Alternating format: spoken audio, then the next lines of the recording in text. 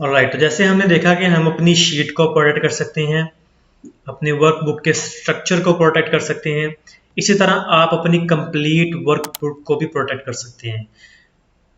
इसकी क्या ज़रूरत पड़ती है? लेट्स से आपने एक फॉर्मेट बना लिया है, एक टेम्पलेट बनाया, आपने एक फाइल बनाई है, एक रिपोर्ट बनाई है आपने, और आपने वो शेयर करनी है मल्टीपल पीपल के साथ अपनी कंपनी के अंदर, लेकिन आप चाहते हैं कि वो शीट लीक ना हो, वो डाटा लीक ना हो, वो प्रोटेक्ट रहे, तो वो सिर्फ जो नंबर ऑफ पर्सन्स जिनके साथ शेयर किया है आप उनके साथ सिर्फ शेयर करना चाह रहे हैं, सिर्फ वो ओपन कर सकें, तो आप अपनी वर्कबुक को प्रोटेक्ट कर सकते हैं एक पासवर्ड के साथ। जब भी वो शीट ओपन करेंगे they have to enter the password, तो उनके सामने वो डाटा ओपन होगा, वो डाटा शो होगा।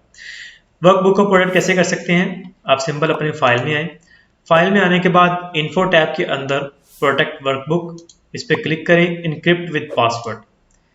आप इस पर क्लिक करेंगे तो आप इंटायर डॉक्यूमेंट को या इंटायर कंप्लीट वर्कबुक को आप प्रोटेक्ट कर रहे हैं।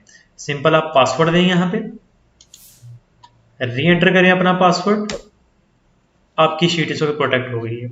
मैं इसे सेव करने के बाद और यहाँ से मैं इसे क्लोज करता हूँ, तो मेरे पास ये मेरी शीट है।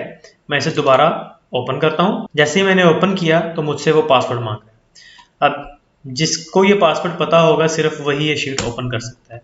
अब जैसे ही मैंने पासवर्ड दिया तो मेरे सामने वो शीट ओपन हो गई।